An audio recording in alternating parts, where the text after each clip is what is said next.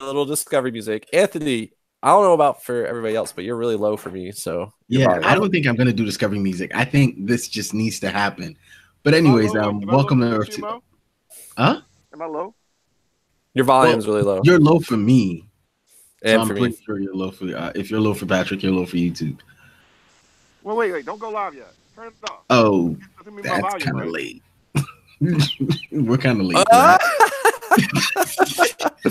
Hello, everybody. Welcome to Earth 2 Comiccast, where I'm not the host and Mo is going to do the rest.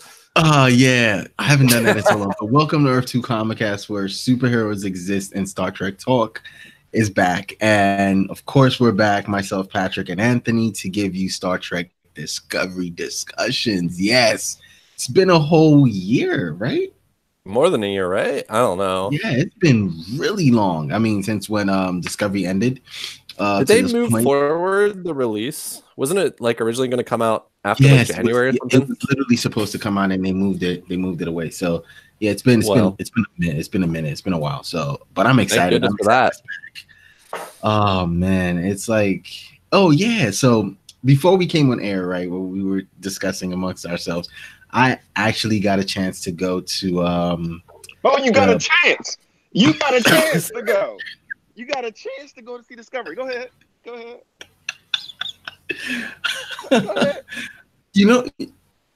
Before I get into that, let me say one quick thing real quick. I want people to know.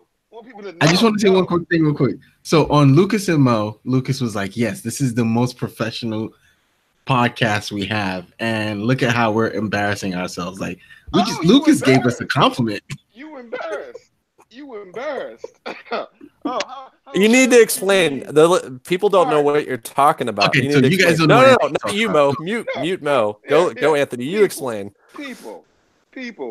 I'm just gonna say that the Star Trek Discovery season 2 premiere was happening, right? Right. I think we're all getting ready to start to go. Mo starts streaming or taking pictures from the New York premiere, and then when Patrick is saying, "Oh man, I'm always in California, I can't do it," and he was like, "Yeah, Anthony couldn't do it either." You wouldn't ask Anthony. You wouldn't ask Anthony nothing. Anthony been a franchise fan for years, and Mo just went and took my ticket. I bet you gave it away to some bimbo. I bet you there's some bimbo in my Discovery. I still have my ticket, and I'll show it to you. I still have my ticket. It says number of guests 0 because I didn't have any guests. Was like the only Enterprise fan there. And then, actually, no. No, I wasn't. This was his revenge for all the crap I talked about Enterprise. Because you know what? Yes, it was. Actually, you know what? Yes, it was. I have no shame. And then he had the nerve to say, "Oh yeah, Anthony said he couldn't come because he wasn't going to take a day trip to New York. Wasn't going to take a day trip to New York. I would have flown, man. Right. Let me tell you. So, in my defense, because I feel like Anthony's only telling half of it. Wait. I want to tell another half of this real quick because you're sending those pictures and I'm like, okay, that's cool. They're doing like premieres all around the country. That's cool, and Mo got to go to like the DC one or whatever. I didn't realize it was New York. I was like, that's cool. And then you get a swag bag and I'm like, whoa, that's really, really cool. That's awesome. And then you put a picture with the entire cast standing in front of you. I'm like, wait. This isn't like just a preview showing at theaters nationwide. You're going to the red carpet premiere. Yes. And I was like, what?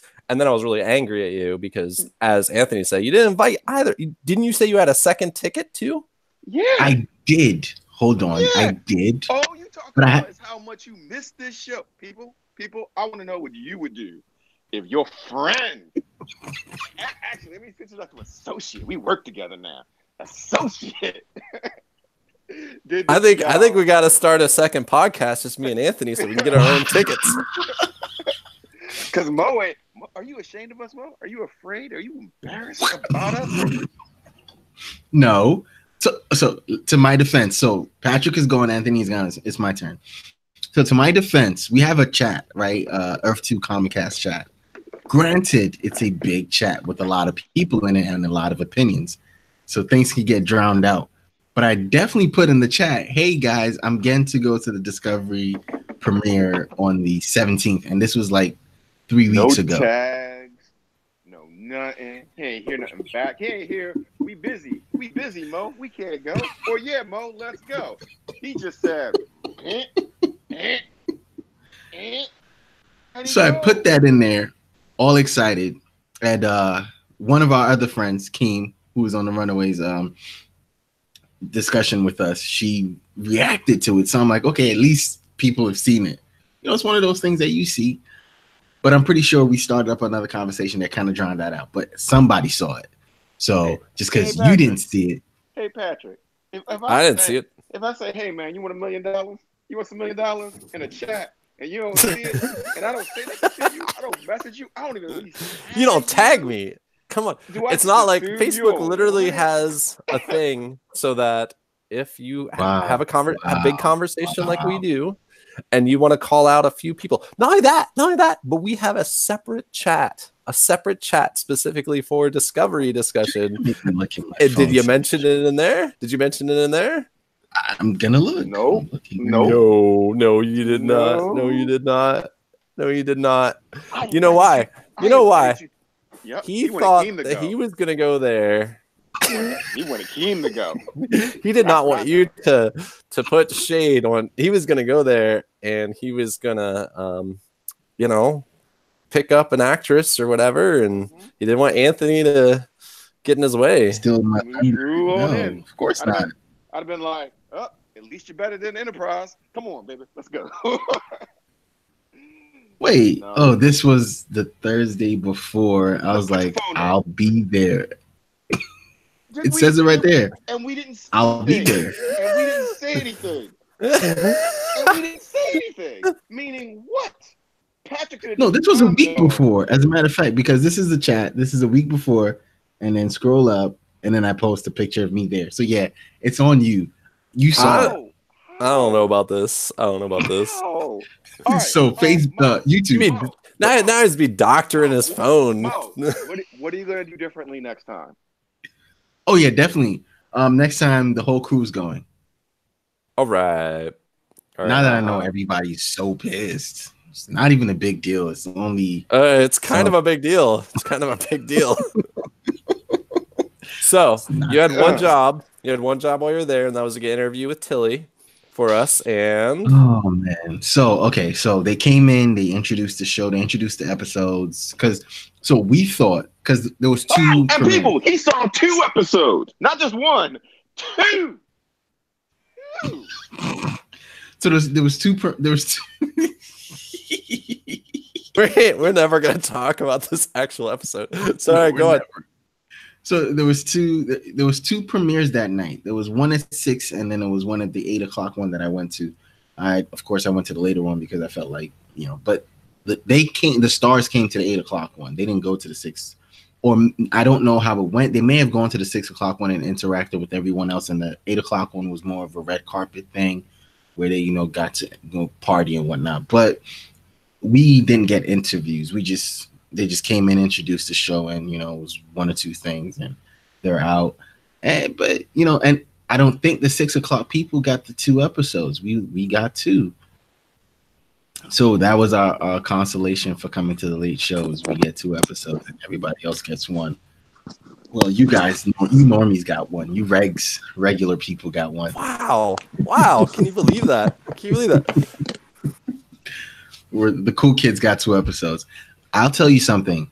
So we're only going to talk about the 1 episode because, obviously you guys have only seen 1. Us in the future, we saw 2.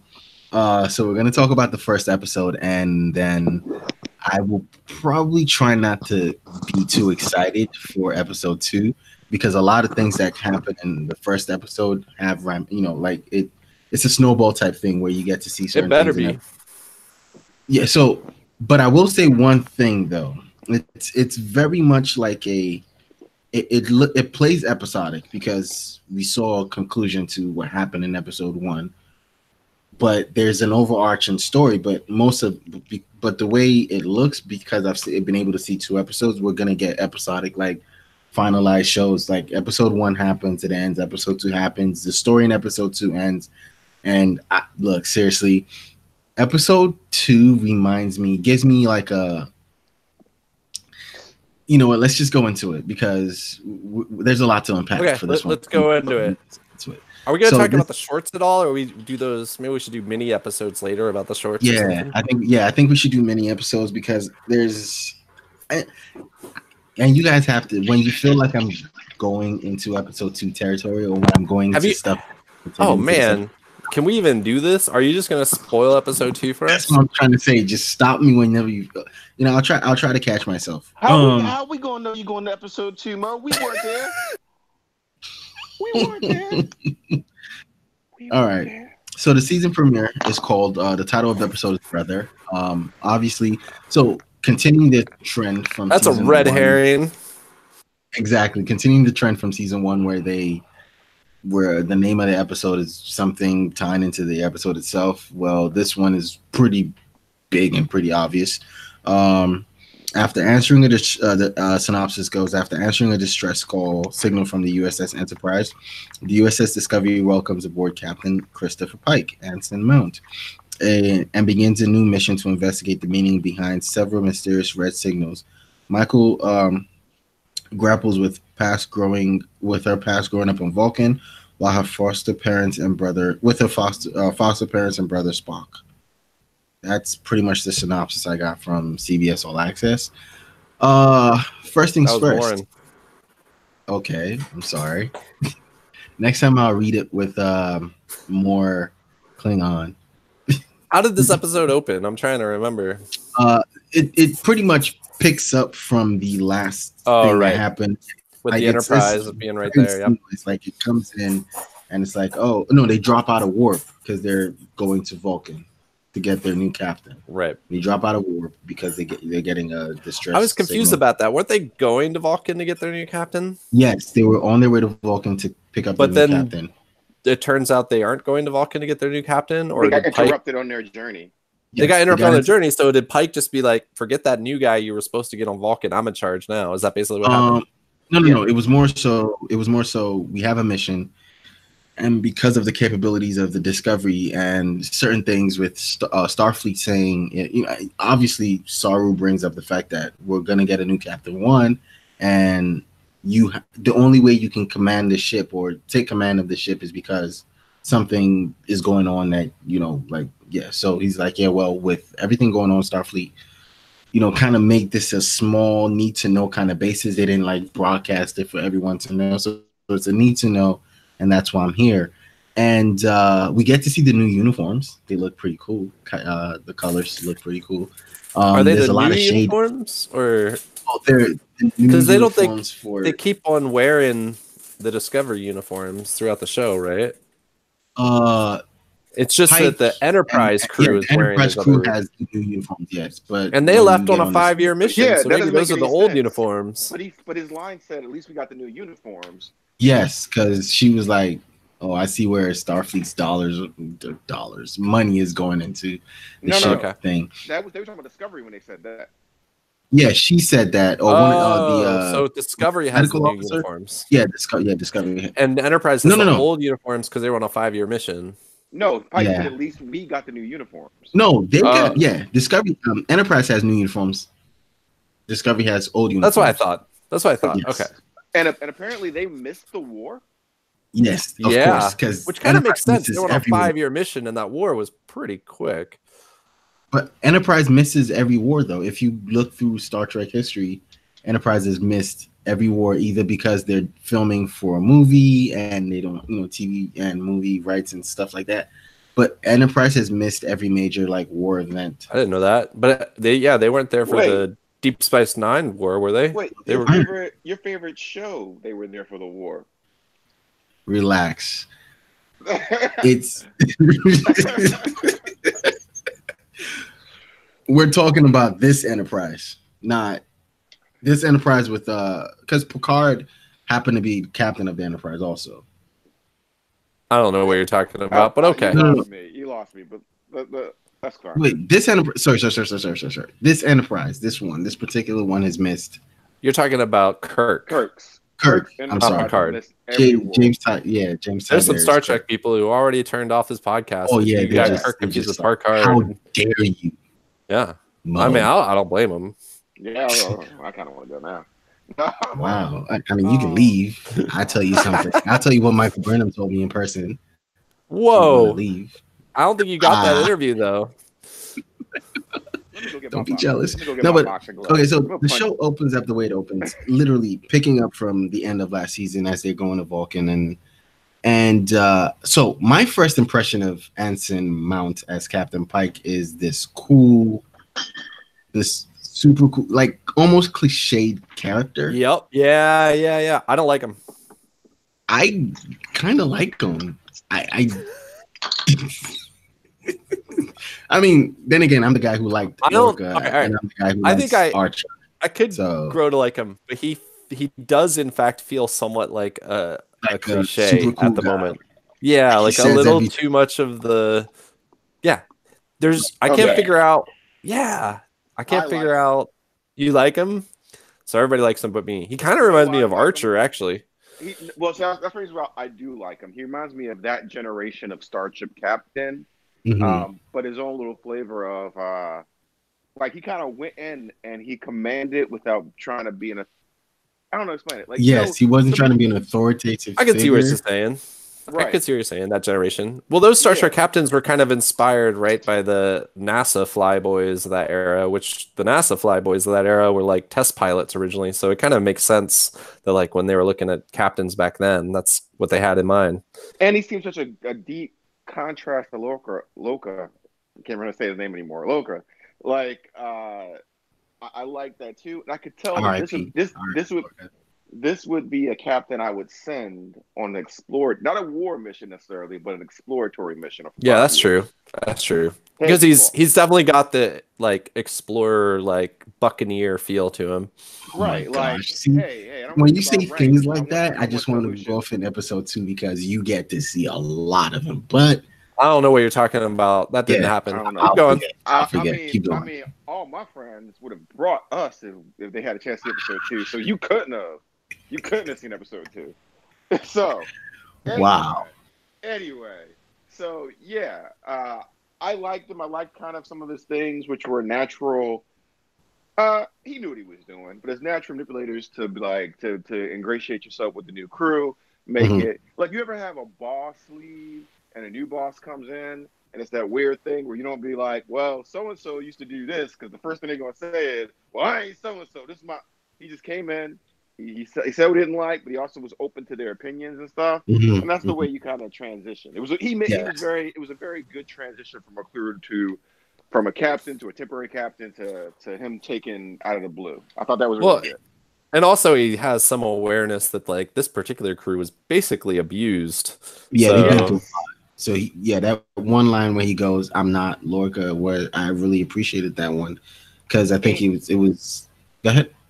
And he's a starship officer that hasn't been tainted by the Klingon War. That's a really good point. It's a really good point.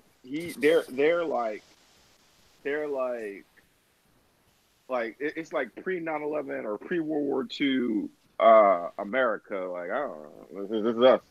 You know what I mean? Like he's fresh. He's not traumatized. He's coming from a crew that's not traumatized. I don't know what they did in their 5-year mission, but apparently. You know what I mean? So they're not worn out, they're not tired, and I love that energetic exploratory.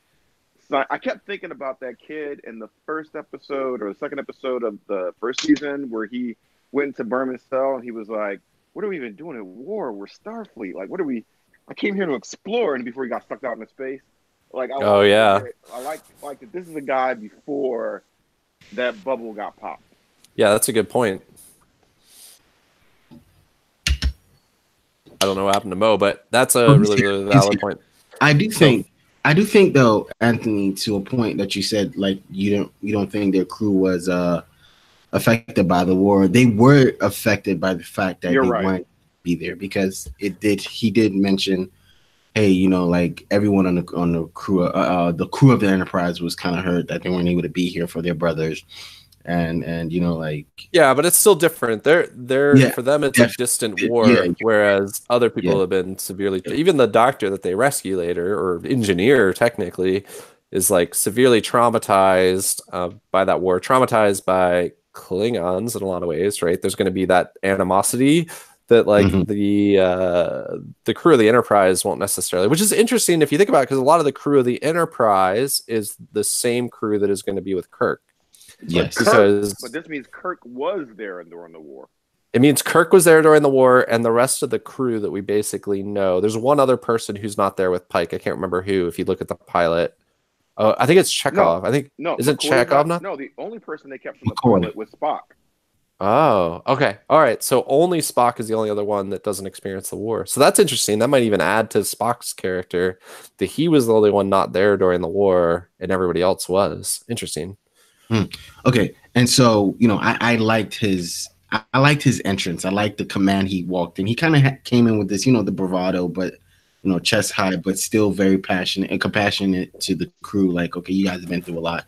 I haven't seen what like makes him stand out yet, so maybe I just need to see his other than his like dumb call sign of like what he like pointed at the screen and was like hit it, go. Let's hit it. Let's hit it. Like if that's all he's got as far as being a different and unique captain, then I need a little bit more. Is what I'm saying. I will say that you could tell they were searching for something. They didn't want to stay engaged. They didn't want to do. They wanted to find out something. They wanted him to have his own thing because we do know that he is like a very, very important captain in Starfleet, because remember they had that list of like the most heroic captains in season 1, and he was on that list. So we know that he has already done some like crazy, amazing stuff. Like he's got to be highly respected in Starfleet to be on that list. And he's a walking tragedy at this point. So as great and see him with all the swagger and see him, we know how Pikes end up in every timeline, right? So oh my gosh, he's so sad. The callback to seeing this guy that's so active, so open to opinion, so he's still got that glint in his eye, like he's a new cadet wanting to see what's going, and his passion to see that's gonna.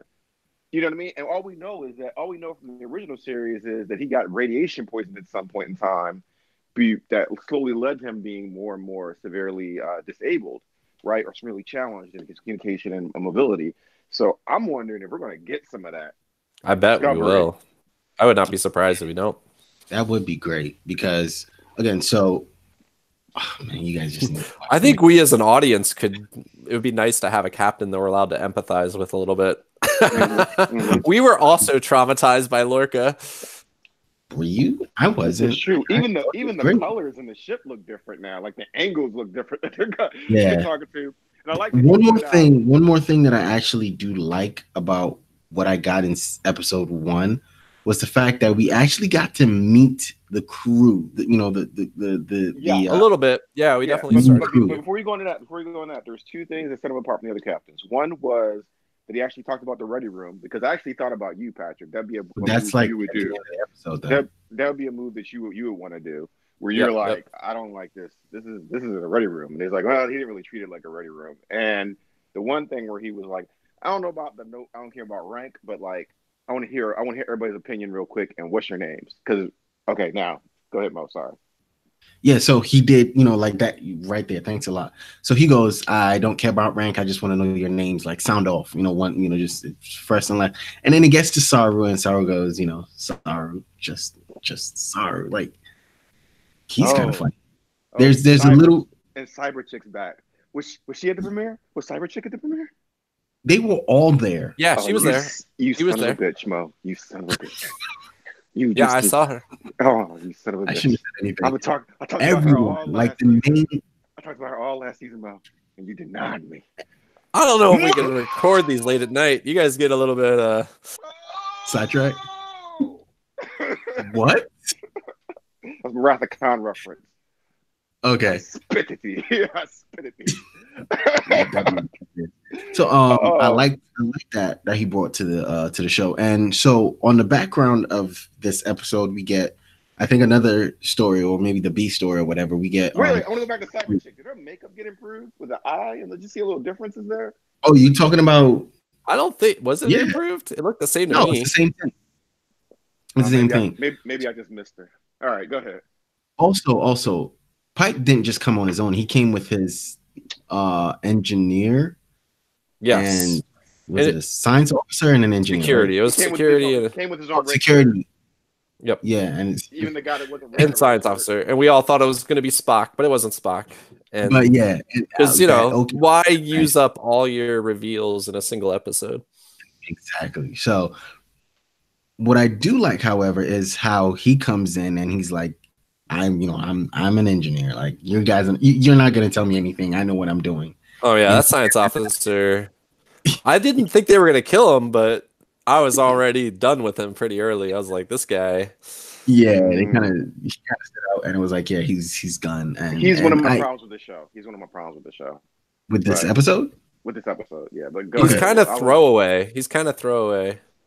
Well, there was an interesting dynamic to be had there, I think, with him. If you left him on, you could have had that back and forth with him and Michael. But he would have to be competent.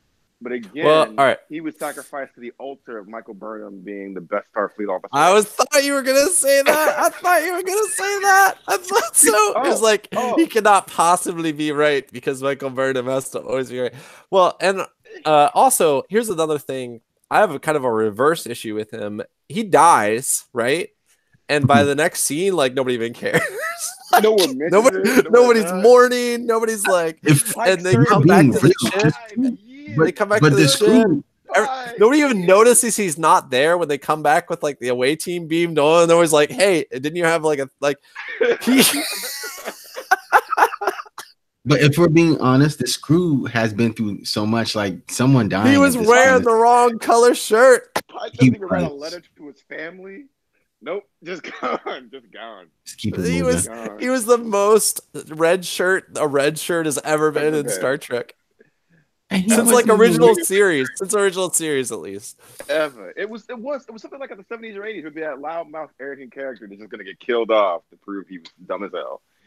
I mean, we get a captain from the era. We better get someone else from the era to complete that whole thing. But again, we had to hear how special Michael Burnham was throughout this whole episode. Pike's like, oh yeah, Spock told me you were really smart. Oh yeah, Michael Burnham is right about these calculations. Oh, you died because you didn't listen to Michael Burnham. Oh yeah, I kept people alive with my engineering skills and miraculous techniques. But you know who I'm impressed with as soon as they walk through the door? That Michael Burnham. Why weren't you here 5 months ago? Michael Burnham. Go ahead. So, good point though. If you've had a problem with that from the beginning, that they don't solve that here. Especially in this episode, you don't get that solved because if that was your problem from episode 1. Is that your problem with this show? Then you might be waiting a long time. They don't solve that for you. Clear. They got to mention at least 2 times every episode how great Michael Burnham. Oh, Angie, didn't she break some record? Did they mention how she casually broke some record this episode too? She did something at some amazing time. I forget what it was, but there's so much glory and greatness. Yeah, there's so much that she does that I'm gonna start writing the book. Michael Ray Burnham. Might as well. All great deeds. Call her Michael Ray Burnham, right? So oh my gosh! I am so sorry. This is the wrong star. Oh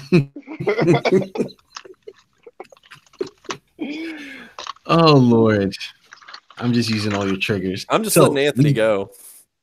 Right.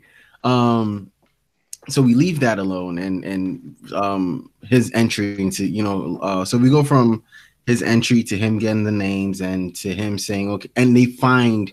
Okay, one of the other stories is besides Michael and Spock, because that is a major story in this episode.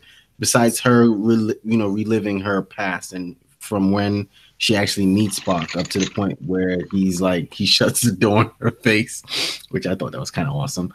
But like all of that, besides all of that, we get another story. And Tilly? Yes, we get Anson. That's a pretty good story. And I thought that was one of the better stories of the episode because again, agreed. Tilly is she's super compassionate, and if Tilly's anything, the middle child that wants everybody to get along. Yes, if anything happened to Tilly, I'd be sad. Like, was it this episode? No. Whew. Tilly and Saru kind of make this show for me. I'm not gonna lie. Patrick, don't go. Don't go, Patrick. You see how he's dropping stuff about the next episode? It's like worse than a name dropper. Like, if you must be theorizing, and this must be the one time that Mo's actually right about his theories, because Mo wouldn't dare go to a premiere without us. Oh yeah, that would just be rude. Yeah, And he would at least invite us, tag us, invite us, give us a call. Yeah. So this is just Mo spouting theories that might be right for once. We don't know. Anthony. If I get to go to like the next Star Wars movie premiere, all right, I'll make sure to let you know. And if you don't answer me back, I will tag you and be like, Anthony, do you realize what I'm asking you about? The Star Wars premiere. And then you'll say, oh, I don't like Star Wars anymore. And I was like, okay, then I'll just go without you. Or you'll say, all right, I want to go. I'm willing to even fly out there for that. And I'll be like, cool, that sounds good. Let's do it. But you will definitely have an answer. And if I don't see some random message among 1,000 messages a day. What you need to notice in that whole transaction is at no point did I even mention Mo. I know. I noticed it. I don't know if Anthony noticed it, but I did. Okay, well, so like I said, one of the better stories that we got in this episode was Ensign Tilly and Stamets. Stamets at this point is saying, "Hey, like I'm done. Like this is it for me. I'm done with Discovery. I just gotta go." And he's saying this because he says when the last time he was in the network, he got to see. Help me out. His doctor boyfriend. I forget his name. This is horrible. Wilson Cruz. Wilson Cruz. Yeah. I forget his character's name too. He played the same he got to see Wilson Cruz. Was it Freaks and Geeks or something like that? He played the same character forever. Angel. No, he's Angel from Rent, man. Dr. Hugh Culber. Dr. Culber. Yes, there we go. So he got to see Culber. Otherwise known as Wilson Cruz. Like, come on. Yeah, he got to see him in the network, and the only reason he was able to get out of the network because he helped them to get out. And he's not sure if he ever goes back in, if he'd be able to come out. And so he has this whole thing with Tilly, this emotional, like their story to me is the emotional arc of this episode. While everything if it was supposed to be the emotional arc of the episode, they could have put more of the story in there. They get probably at most 10 minutes of this story. Yeah, I know. Because every other thing is action. Michael Burnham's glory doesn't let you have too much of the other characters. You gotta savor all that Michael Burnhamness. Goodness. So I just want to be clear. Anthony only speaks for himself. I don't want anybody. No, seriously, because I love Michael Burnham. Like, I don't know. But anyway, so everybody loves Michael Burnham. Because everything else in this episode is action, Michael Burnham, and then you get the. All right. This episode is probably my least favorite episode of all of Discovery. Why?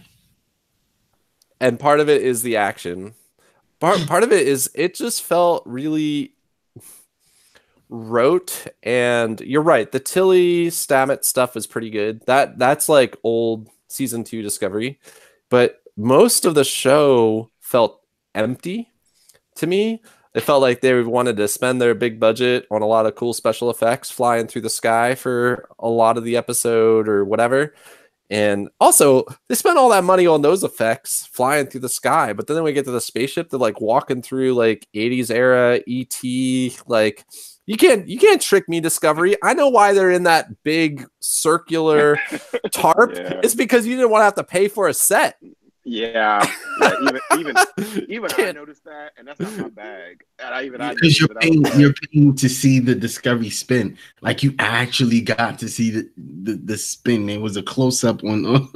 So no, they just wanted their big like flying through the asteroid field. Which, by the way, I understand the computer's helping them and everything, but I was struggling to believe that both Discovery and also those little ships are flipping through that asteroid field at that speed, at that rate, and being able to like, I mean, they all should be dead. Honestly, they all should have died.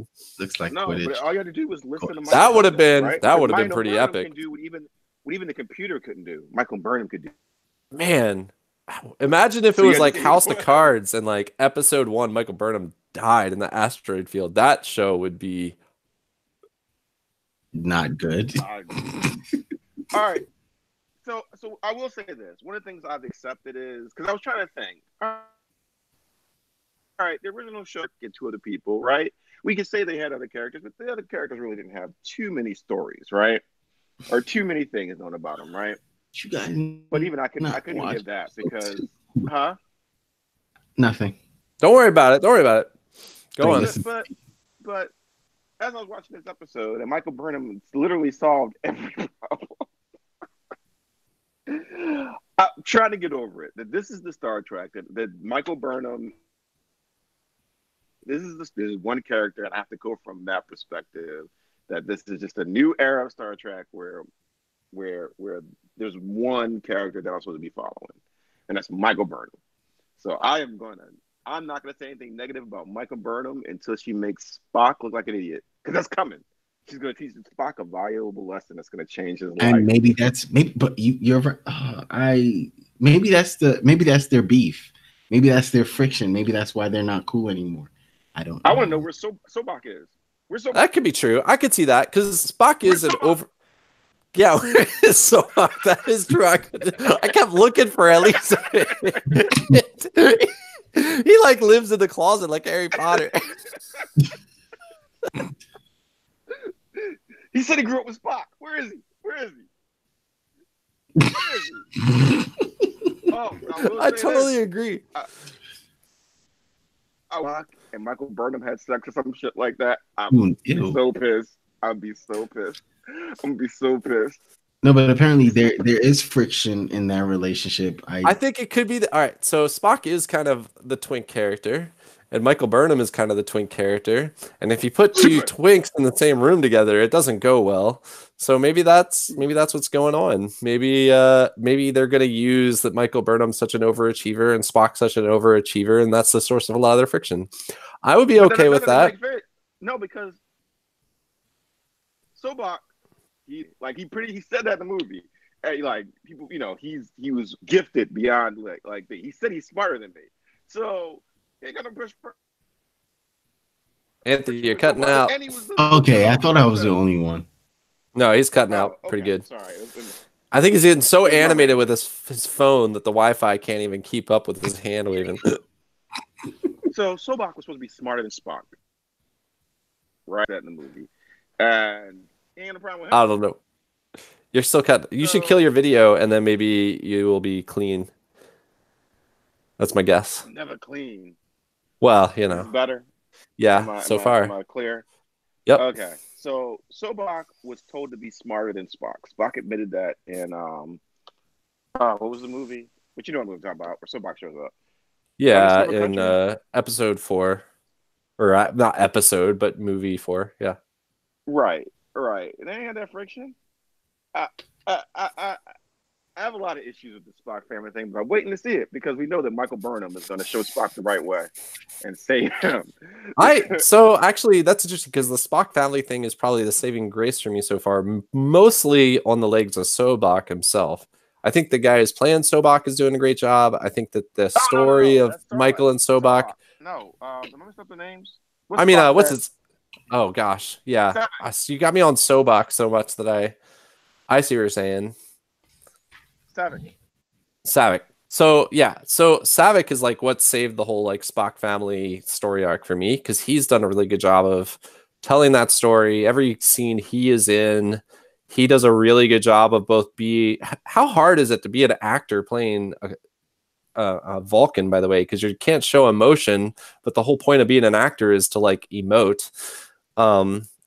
And he seems to just do a very, very good job of, centering that whole family story. Without him, I'd probably be less inclined to like the whole Spock family story. It'll be interesting when Spock shows up, what that is like. Who that? There ain't no Savick I ever met. Savick I met don't talk like that. Don't got that much emotion, and they ain't talking about how much he loved Michael Burnham. I mean, even though I understand that you gotta love Michael Burnham. Yeah. I don't know. It didn't seem like he was showing that much emotion, but maybe I don't think so. I think Anthony's exaggerating. But Michael also has a very, very strong relationship with with Spock's mother, which, I mean, they showed some of it in this episode. I think when she was reading the book, Yeah. Well, one of the things definitely established is how much he loves her, is how much Spock loves Amanda, right? Is that her name? I think so. And how much Spock loves her. Like Spock's a mama's boy. Like Spock's a mama boy. And it would make sense for her to connect with another human. Because think about it. She got and that could make Spock really jealous if No, go ahead, Patrick. I was just agreeing with No, yeah. I could see how that would make Spock jealous if Michael's getting all the attention because now there's another human that wasn't there at the beginning but has now arrived in our household. It's more like, yeah, I could see that. And while Spock isn't allowed to Spock's not allowed to embrace his human emotions, she's able to be human with his mom. Where I believe we've seen other scenes where he's like the father's like reprimanded Spock for having any kind of human emotions before. So I think that is an interesting dynamic that I would love to see how that plays out because it makes sense for her. And also, presumably you have two boys in the house at some point, and you have your husband, and then you get a little girl as a mom. That's another big thing. That's a different connection level than having a son. Yep. Yeah. So, I'm interested because I can say this for a fact. There's no Spock in episode 2. That's not a spoiler. Okay. That's a spoiler. No, it's really not. It's a reverse spoiler. Trust me, it doesn't change the story we get, which is why I said everything is still very episodic because everything is. I can tell you for a fact, Cisco is also not in episode 2. Oh, you know who's not in there? Janeway's not in there at all. and no Q. I'm not totally sure on Q yet. But I don't expect Spock to show up to about episode 4, maybe 5. Okay. Good. So I didn't really spoil anything, but when you watch it, you'll understand my statement. Other than, is there anything else that we missed? So that Tilly caught the asteroid. Oh, go ahead. Oh no, the not doctor. I keep saying doctor. The engineer that was playing doctor. Engineer. Yeah. I liked her. I hope they. Patrick, are you muted? Huh? Is Patrick muted? I don't know. I was kind of muted, but I'm trying to say one of my favorite things in that part when they go down to the asteroid to rescue the ship is that engineer, and just the fact that she's this engineer who's figuring out engineering solutions to like doctor issues. I thought that was a really, really cool way of showing the ingenuity, I guess, of that was very Star Trek-y to me. I could totally see an engineer caught in that situation, and unlike, I don't know, normal life, the engineer's like, I'm not qualified for this, I give up. The engineers in Star Trek are like, the human body's a machine, and then she like figures out how to basically at least keep everybody alive long enough to be rescued. I just thought that was quintessential Star Trek to me. And she made centuries in her spare time, apparently, which I'm like, why aren't these on every ship? Like, we need these centuries. Oh, I know. Yeah. What the heck? Like, and but you're right, Patrick. And I was going to point out, like, I remember there was a line in Deep Space Nine where someone was like, you had one of those famed Starfleet engineers. Like, that's what Starfleet. I know we give it everything to the captains and the science officers or the first officers or whatever, but if you're in the world of Star Trek, if you're in that Alpha Quadrant, what the Federation is known for are their engineers, and to have them do that science and research. I bet half the episodes of Star Trek are solved by engineers. I guarantee it. And that's one of the beautiful things about the original Vision is that our wonder and technology and science and research is what's going to save us and solve our problems. You know what I mean? Not the wars and not the, even though, we love our bravado of, Kirk and Loka and Pike and all that other stuff. It's really the science officers, really Dax and Spock and glorious Michael Burnham that the foundation of the Federation and what they are all praised her name. Right. Praise. Oh, her second coming is man. Stop doing this, Anthony. You're gonna turn me against her. And I really like Michael Burnham, but you're like rubbing it in so hard. I'm starting to think, oh man, maybe no, I don't want to be like that. I like Michael. I want to be rooting for Michael. Oh yes, me too. But I think this episode. All right, so my issues with this episode, it felt like they had an idea of how to get to cool special effects, and they built a plot around those special effects more than they had a plot, and then the special effects were like what they needed to tell the plot. I don't know if that makes sense, but it felt like it just felt like a season opener for Smallville or something, where they're like, okay, we're gonna do really cool. We got a budget for this episode, and we're gonna use it. And what's interesting is Discovery kind of started that way with the first 2 episodes in season 1 as well, but that had more of a purpose, right? With a prologue. And this one, it didn't really, to me, there are 15 other ways they could have gotten down to that asteroid that would have felt more interesting and realistic to me than like another, I don't know. It was a very Star Wars scene, honestly, where they're like flying through all those asteroids and stuff like that. You know what I would have liked? I would have liked Pike to say, I need 2 or 3 volunteers to get down there, and then we're going to figure out how to get back. And maybe the episode revolving around them trying to, getting there. They got there, but now the problem is getting out, right? Yeah, that would have been interesting too, yeah. Or maybe if you want to have an action piece, have it that the ship crashed because there was a Klingon boarding party, and that engineer was creating those sentinels to keep that boarding party at bay, but they're on like 2 separate sides. You could have had your action piece and a problem down there at the same time. Sure. Because to me, the most interesting part of this episode, well, not the interesting part, one of the most interesting parts, and did she come back, that engineer? Did she stay with the ship? Yes. She did come back to the ship. I'm hoping she sticks around. Yeah, because I besides the thing where they just glossed over like what she did to praise Michael Burnham, that yeah, Michael came down and be like, oh, I could have done that. Right. That would have been easy. I was like, lady, you wish she was here? She could have helped you do all this. Well, maybe she could. Michael Burnham could do anything. Anyway, I'm gonna stop. But her little sassy attitude, I love. You're not stopping. There was a doctor on Next Generation that when I was younger, I missed when Dr. Crusher wasn't there. But going back and watching TNG, remember that doctor? She was a more interesting character. I forget her name too. I'll look up. And I know I just said about how interesting character she is, but going back, that season where she was the doctor, I think it was 1 season, right? Yeah, it was a little bit longer. It was Catherine Pulaski, Dr. Pulaski, right? Dr. Pulaski, and I think she guest starred in the original series at one point. She had a lot more layers of something. Like I just remember her being a little bit more interesting. Was it like morally? Like she kind of. She would tell Picard when he was wrong. She went her own way. Right. She had a little sass to her. That's what I'm trying to say. Sass. Yeah. And she was stubborn, to put like I think it was one episode where she just went down to a planet of infected people against Picard's orders or something like that because she knew she could save him or something. I might be mixing it up, but anyway. No, that's right. That's all right. This engineer gave me a little bit of that, and she was a little older woman, but like I don't know. I like characters like that, and that's also my idea of like a competent, great female character that you could tell is strong, competent, intelligent, like and interesting. Like I don't know, that one little scene of hers was so I agree to me.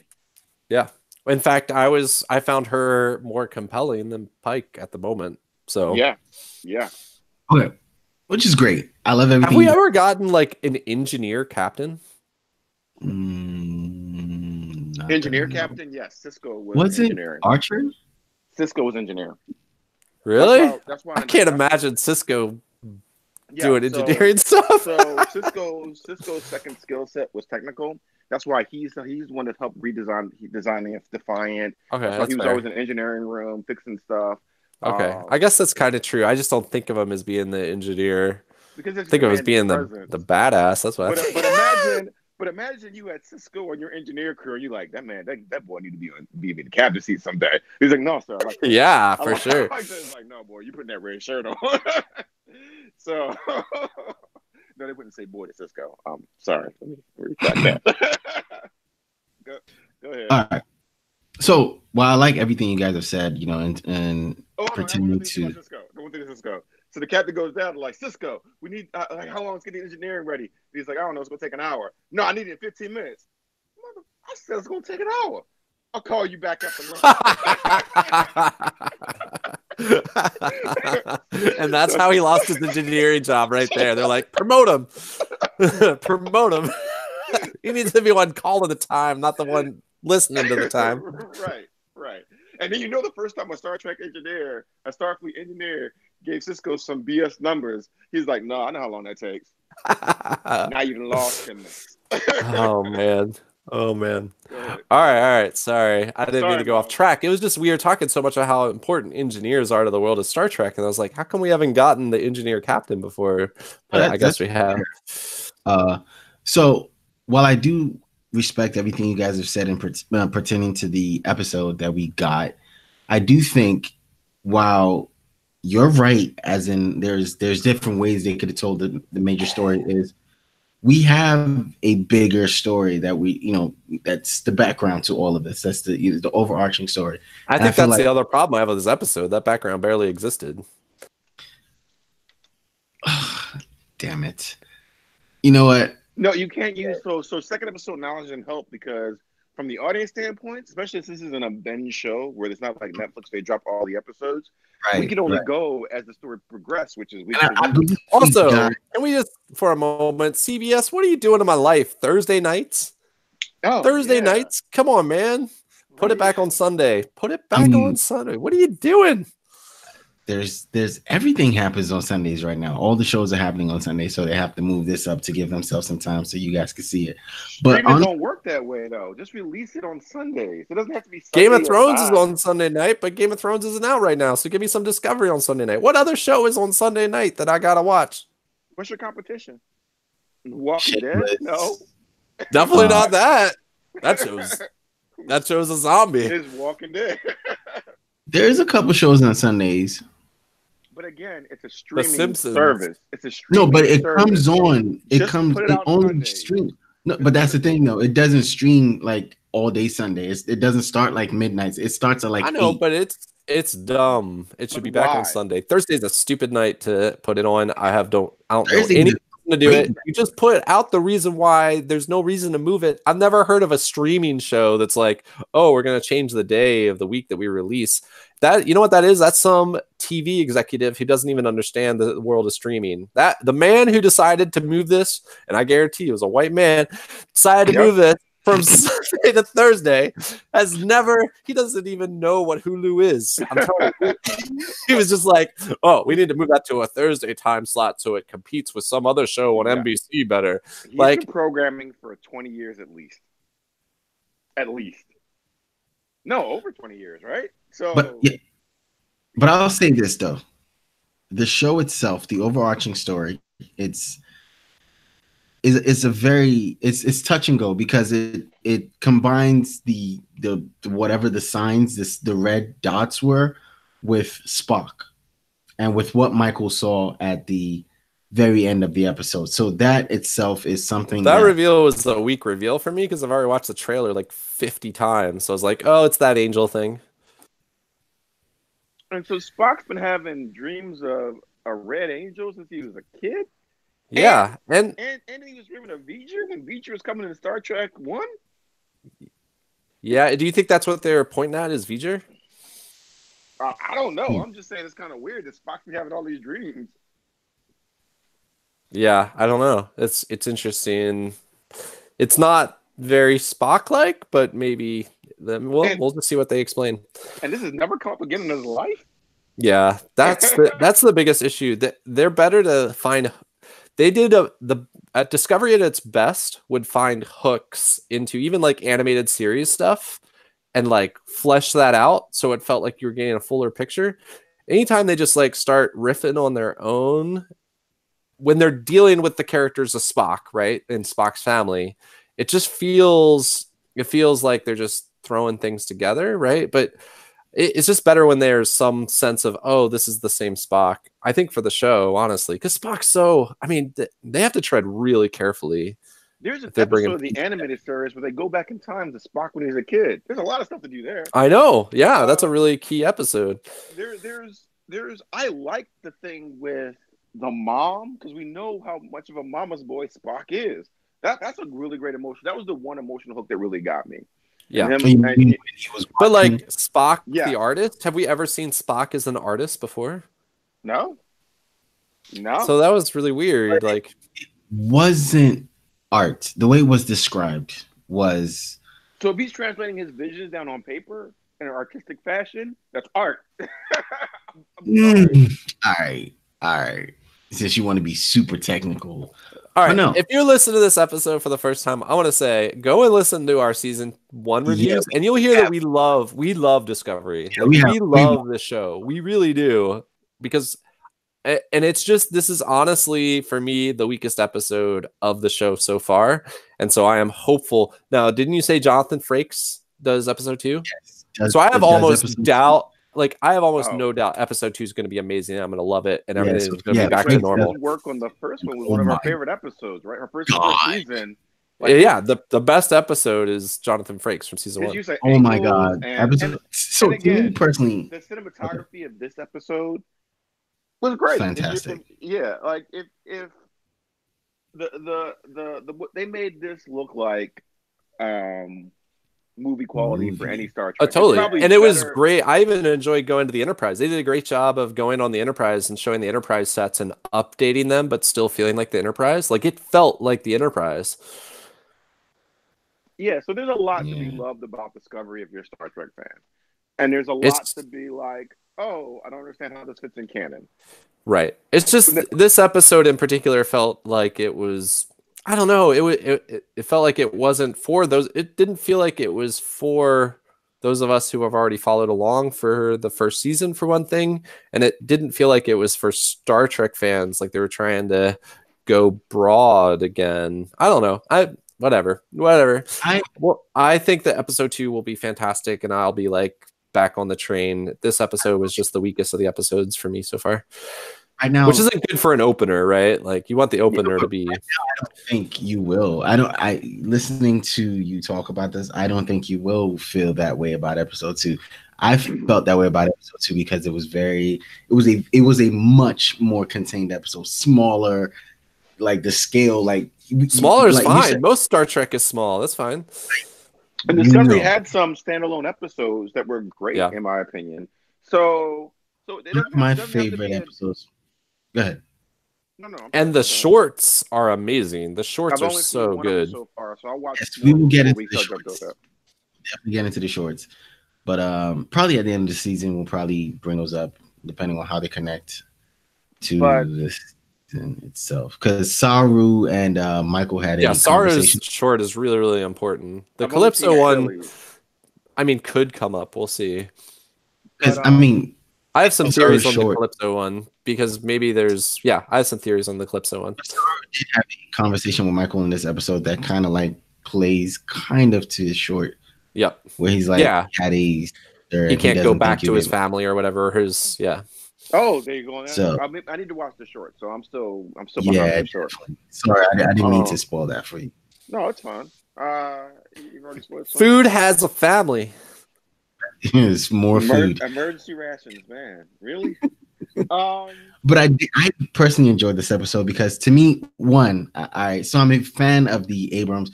I kind of had a feeling that Patrick might feel a way about this episode because this feels very Abrams. It did, very much so. And I'm always the one. Here's part of the problem. I'm always the one defending Discovery from all the Star Trek fans who hate Abrams. I'm always the one standing in that gap saying, no, this isn't like the Abrams Star Trek. This episode would be an exception, in my opinion. And that's all. Certain angles and certain shots. I believe the director of this episode was looking at, was so much lens flare. Probably looked at the movies and said, okay, we're updating, Star Trek to look like this. But I am a fan of the Abrams movies. Well, the first one, not so much the second one, but I definitely love Beyond. There's another thing that Discovery is now going to have to do that I just want to go into this real quick, but there are 2 more Star Trek shows coming out. Discovery is about to have competition literally with other Star Trek shows. And so Discovery, unlike before, is going to have to be able to stand on its own so that I watch it and watch the Picard show and watch the Michelle Yeoh show, right? And if it's wait, I didn't know about that. She's getting her own show? Yeah. Oh, yeah. Oh, you're going to be so excited. It's a section whatever show, 31? Right? Section 30. Show? It's an entire Section 31 show. Yeah. So there's going to be really good or really bad. Well, there's going to be 3 Star Trek shows now, and so Discovery has got to be able to stand on its own legs as like a show that I want to watch. I'm obviously going to watch the Picard show, and I'll probably watch the Section 31 show. But Discovery is going to have to find its voice to keep me engaged, along with those other 2 shows that I'm going to be watching. You know what I mean? Otherwise, I think right now Discovery is the primary Star Trek. And I think that's good for Discovery. Discovery should be the primary Star Trek. But if Discovery doesn't do its job, then the Picard Star Trek or the Michelle Yeoh Star Trek could start to really become the primary Star Trek, and that'll be bad for Discovery. Let's be honest. The Picard show could suck, and I'm going to watch every episode. So I think that's the Picard show has Picard going for it. I think that's already going to bring facts to it. Michelle Yeoh, I'm worried about that show. First of all, he's old. One that has to bring fans in, just like Discovery did. But I think Picard show is just gonna like be great because it's gonna do numbers because it's Picard. Like I think people give that more passes because it's him. But you want to know why this episode... write Picard though? I have difficulty believing they can write Picard now. Also, he's old. Picard's like Joe Biden of Star Trek. I love you, right, Joe Biden, but you're old. You want to know why this episode feels very much like the Star Trek 1 and 2 movies is because it's directed by Alex Kurtzman. He wrote Star Trek 1 and Star Trek Into Darkness. So that kind of just makes... Wait. So the person who wrote this episode wrote the person who directed this episode wrote the first 2. Why did they let him on the set? Right. Don't they know? Don't they know that the biggest thing working against Discovery right now with Star Trek fans is every time it gets compared to those movies, like the number one thing that like the audience does not want, and let's be clear, the number one thing the audience does not want is for this to be like the Star Trek movies. The new Star Trek movies. And I think they don't understand because in every other market, besides like Star Trek and Star Wars, you're like, oh no, let's just get the younger fans, get the people in there. No. You know who's gonna Patrick, let me ask you this. Why do you love Star Trek? Who introduced you to Star Trek first? My dad, actually. Your dad introduced you to Star Trek first. For me, it was my aunt.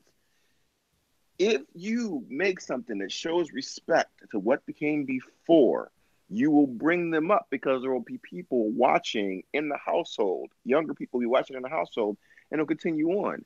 And I think me and my son, we watched the Star Trek animated show because he's too young, and Deep Space Nine, a little bit of Next Gen, because he's too young to watch Discovery, right? But he wants to be part of it. He wants to be part of it. He's like so excited about it. He knows I'm excited about it. And so I have to find something else to watch with him. And so we watch. Right. And I think that what they miss is that if you respect what we love and the eras that we love about the show, even Enterprise, Great show. I don't even know what that show is, but go on. Great show. That's what it is. That's why you guys don't come in. You'll bring the younger fans that are watching it, the kids that are watching in the living rooms with the parents or on the TV or the computer or whatever. And I think that my biggest fear is they're going to disrespect Picard and they're going to disrespect Spock. And you don't need to do that. You don't need to tear these characters down to make another generation of characters great. You don't need to do that. When Spock came on TNG, he was given reverence, and he wasn't even right at the end. You know what I mean? At the end of the day, he was being fooled by something, but you felt that they gave him reverence to being there. When Scotty came on TNG, you felt like Scotty was misplaced. He had done something that was wrong. We found out that he inflated his numbers, but it felt like Scotty, right? It felt like there was something that he was gonna. When Sulu got started on Voyager, like you're like, all right, this is Sulu, right? Janeway didn't have to be, I guess, or Tuvok didn't have to tear him down or anything like that to be a better character. I think they missed that a lot in this. You don't have to make another character. Make an older character look stupid. Like I didn't like that Pike thing with Michael Burnham. And I'm not getting Michael Burnham. I'm saying it anybody. Really? No, I'm not. It's not about Michael Burnham. It's that I feel like sometimes writers get lazy and to make a new character seem efficient, they try to make an established character look foolish. Right. Right. Rather than making that character look efficient through their own hard work as a writer, writing over many episodes, which is how those old characters became known as efficient and good characters, right? Right. Like Spock, episode 1 didn't like show off how smart he was compared to everybody else, and now we just assume Spock's smart. It was because we watched Spock episode after episode, season after season, deal with these things, and then we gained that respect. And so then when you just have a character who we haven't walked that path with, then just suddenly be smarter than the character we have walked that path with, it feels like a cheat rather than an earned thing. Well put. I wish I could put it that well.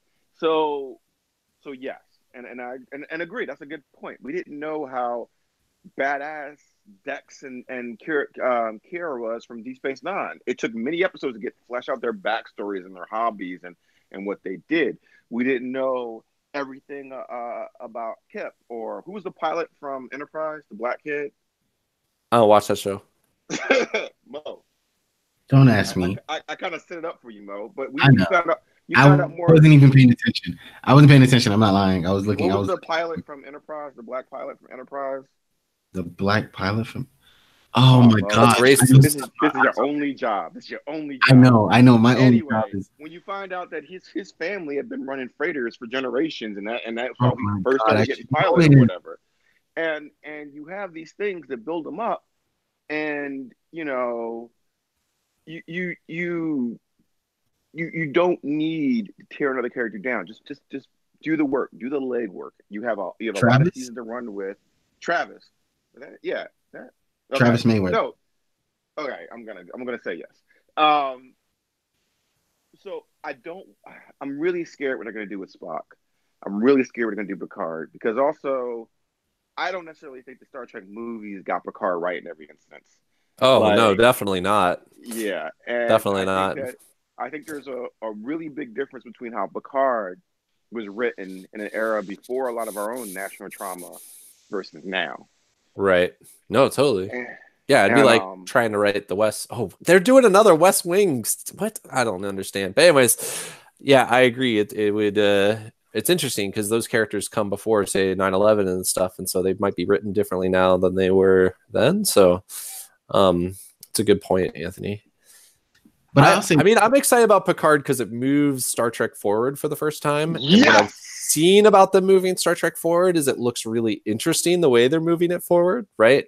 Like, I like the galaxy as it's being described, you know, where we have now reached a level with space travel that all these different quadrants are more easily accessible. And so we're dealing with, for the first time, all these different races were kind of isolated in their own quadrants, and now they're able to move fast. It's like when highways were suddenly invented, and now New York and Boston could like interact, and it didn't go so well, right? And before it was like, oh, those guys from Boston, we don't even deal with them.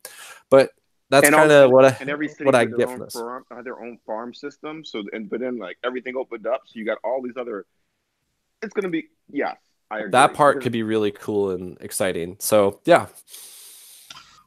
Well, there you have it, folks. Most likely, shut up. And now we're at Picard. At the close. There was one thing that I feel like we didn't mention. Did we mention Stamets having second thoughts about going back into the network? I knew it. He's a science nerd. His first love. Don't Wilson Cruz, if you're listening, just tune this part out. But his first love is science. His first love is science. Yeah, I enjoyed I saw that glimmer in his eye. Yeah, more than anything else. It's like, okay, I'm like, because that was the best part of the whole episode. Tilly was like, but I thought you said you were done. He was like, well, I'm done, but I'm still a scientist. Like, if they put Tilly on another show, everybody's going to start watching the other show and stop watching Discovery.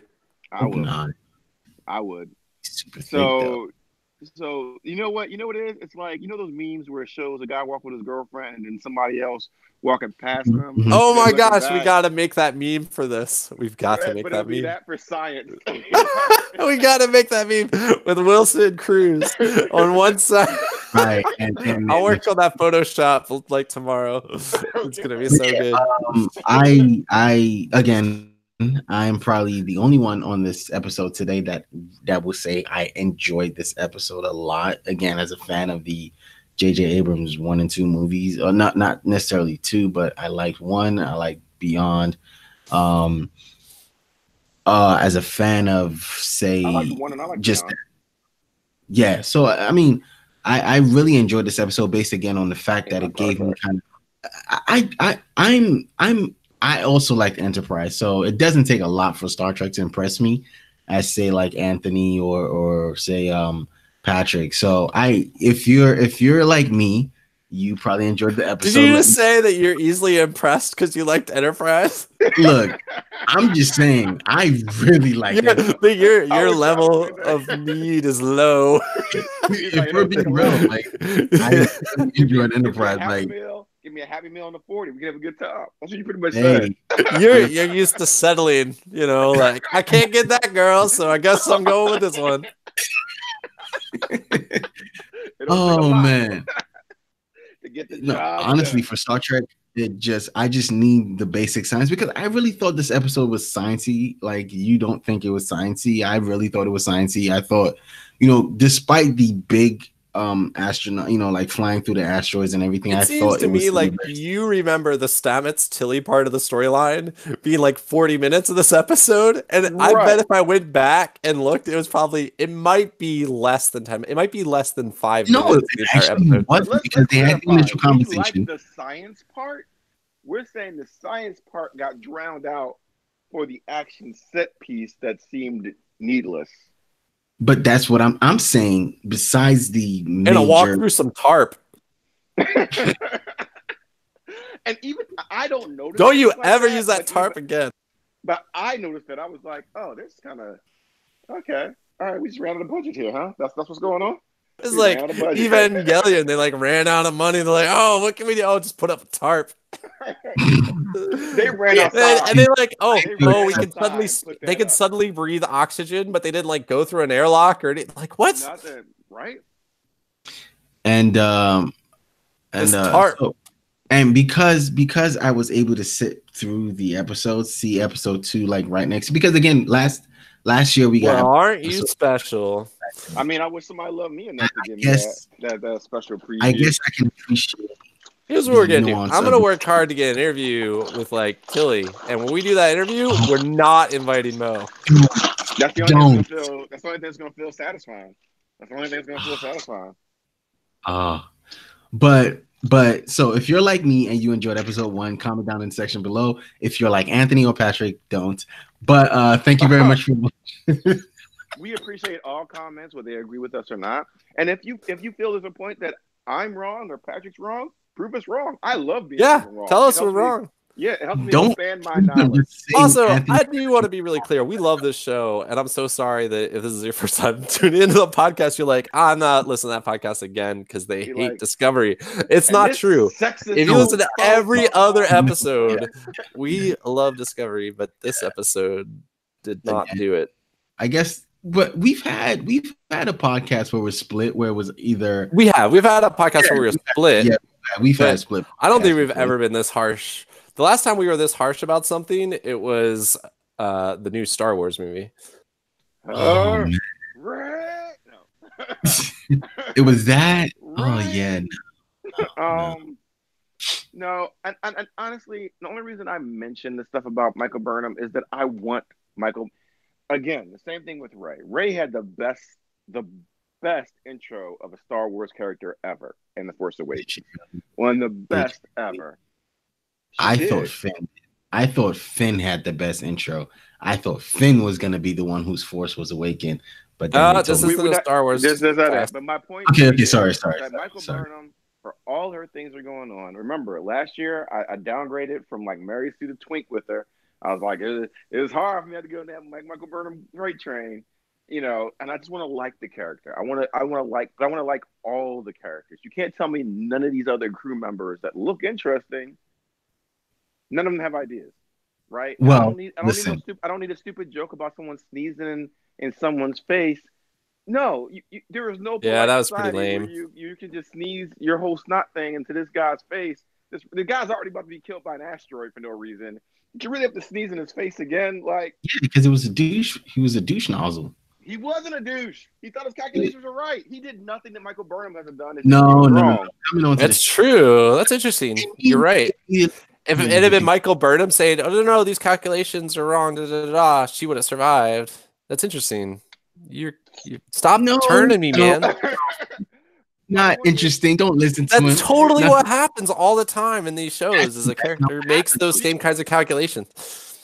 So you don't have to do that, right? You don't have to do that. And nobody noticed he died. And nobody noticed he died, right? Also, then, all right. As if that wasn't enough. She then had to save the captain with prove the captain wrong and save the captain. Like, I thought. Okay, this is what I thought that scene meant to me. I'll tell you real quick what that scene meant, because again, this is Captain Pike who doesn't know the crew of the Enterprise, and it's more so a trust us kind of thing, like a trust fall. I think that was his trust fall, but it was the only way you could do the trust fall for Star Trek is to make it huge. That's where I took that. I agree with that. I agree with the trust fall and trusting the crew for it, but it didn't feel like a crew. It didn't feel like the crew are the ones that figured it out, solved the problem, and saved him. It felt like Michael did it, and then the crew just pressed the buttons. No, it was definitely that Michael was shook him. Like, they had to do the calculations that Michael was like, "Hey, if you try this and try that," and they were like, "I don't know." That's my point. Michael was like, "If you do this and this and this, then we'll save him." Right? No, because you got us right, ladies. Yeah, we got you. And it even made them kind of look dumb. He's right. Right. And now take that based on what Chekhov did in, was it Beyond? No, it was the first one. No, it was the first one. Yeah. Chuck was like, "No, I did this calculation. I gotta run and do this." And then like you could tell he's working it out in his head to do this. Where before it's like Michael Burnham was like pointing out, like, just press those buttons, you know how to do this. Like, I don't know. It's different. It's how you present it. And when Pike's like, I think it's all perspective too. It's how we watch it. But like, because I think. Go ahead. Now, I'm saying it's all perspective. Is how we watch it, because how you I think you're coming into this as the way you've come into, like, saying, "Hey, Michael Burnham is already like, oh my God, like Michael Burnham," and then you just feel the way you feel about her. So anything she does is you put everything under a microscope, because I saw what happened as a crew effort to me. That's what all I'm saying. All right, so I'm not making this up. Like, I'm not making up this. I'm not making this up. This is not. This is like Trump hysteria type of thing they say. Like, I'm not making this up. Like, fake news. You're fake news. Yeah. The reason I don't think you're making it up, Anthony, is every time you start to make your argument, we remember 3 other things that happened in that scene that further support your argument that we weren't even thinking about. You weren't even thinking about those parts when you started making your argument. So that's how you turn to me. All I'm saying is it's all perspective. I didn't see it as that. I didn't see what Anthony was saying. I didn't see it as that. So it's fair. I'm not saying you're wrong. That is because Michael Burnham was like sitting right next to you. So, and when Michael Burnham's on screen, how can you not see anything but Michael Burnham? Her glory eclipses all. Oh, Burnham. So, and again. But did you like the call to Voltron? And I like when we were walking to most call to Voltron. Is that what you said? Call back to Voltron. I like the actress. She was one of my favorite actresses from Walking Dead. I don't want him to ruin the character. It's actually not her acting at all. Her acting is on point. Her acting's fantastic. On point. It's the writing. Writing, guys, spread the wealth a little bit. Let some of those people that got named in this crew, and again, I am not saying that. I'm not saying that this is the purpose of it, but have some competent male characters. Just have some competent male characters. I don't care about men. Me too. Just have some competent male characters. We don't care about men. Men are trash. It's all about the women. Mike seems pretty competent. Exactly. He's boring, but he seems competent. You think he's boring? had to correct him when he spoke Star Trek. She's like, "Yes, if you would shut up, we we were going to do that, but this is the plan." He's like, "Oh, so." Did he say it like that? Did he say "oh"? Because that would have made me much more endeared to him. Oh, oh. That was the face I. I saw. Stamets is competent. Exactly. But I also think you're missing the conversation they had at the end of the episode, Michael Burnham and You're right, Patrick. But there is a conversation Michael Burnham and Lorca was really competent. But he was evil. But he was competent as hell. Though I don't think Lorca was evil. I still think I would fly with Lorca. Like if you would be like, dead. All right, well let me say that's fine. I would give my life for the As you know, I don't really believe in the concept of good and evil, but I believe in a perspective-based thing. And to my survival, he was not evil. In a place that I would want to live in, I could not have that guy in charge. Hey, you don't know. All hell the Empress, but we'll send you on the crew, Mo, with Lorca, but I would definitely pick Pike or Kirk or Picard or Cisco or Janeway or Archer. Patrick, you're the hard time saying Archer. You're like Archer. I would take New Universe Picard. But I mean, there was a conversation that Kurt. Pike and Michael had at the end of the episode, where it's again they're trying to reiterate or build their relationship, and it's like I need you to tell me things, or whatever happens, like I need you to trust me, because again we're building. I feel maybe you're right on the point that we didn't get to see enough of Captain Pike. We're building to a relationship, or either a version of Pike, because we know only so much about Pike, or every version of Pike we only know about so much of him. I think that is a key to it. Like, imagine if Pike didn't show up till the end of this episode and that whole thing had happened with Saru or whoever else, right? I would know exactly the same amount about Pike basically as I know after watching this episode. And he's the new captain. You're right. Well, damn, you're right. He's the new captain. He's the most important thing to happen in the very first episode of this season. The thing that we were looking for in this season. Every single person who tuned in to Discovery for this episode tuned in for one purpose. I want to get to know this new captain. And see how they're going to play Spock. That was about it. I feel like when we see episode 2, we'll get a little more insight to Pike. On that note, we will catch you. I said we'll get more insight. I didn't say he's trying to close. He's trying to close, but we won't let him. You can't say. We've been trying to end this episode for like a half hour. Episode 1. I mean, that's gonna get fixed in 2. No. It's not. I'm not saying this. I'm not calling it a fix. I'm just saying you get more. I just feel like you get. I sure you do, because Jonathan Frakes directs it. Yeah.